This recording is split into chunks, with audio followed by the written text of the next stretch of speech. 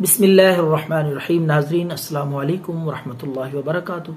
नाजरीन, फिर मुझे लाने पड़ते हैं नुस्खे हर किस्म के, नौजवानों के लिए भी, बड़ों के लिए भी, बच्चों के लिए भी। तो आज का नुस्खा वो हजरात, वो जवान जो उज़्वे मखसूस की वजह से परेशान है, उसमें सख्ती नहीं आती और साइज छोटा होने की वजह से परेशान हैं, मायूस हैं, तो उनके लिए ये नुस्खा है। उज़्वे मखसूस इंशाअल्लाह सख्त होगा, तनाव भरपूर आएगा, पूरा जोश और लंबा भी होगा इंशाअल्लाह। तो हींग ले लें, खालिस हींग, ये पिंसार स्टोर से आपको मिल जाएगी। हींग आपने 10 ग्राम लेनी है। दूसरी चीज़ है शहद, खालिस शहद, वो भी 10 ग्राम।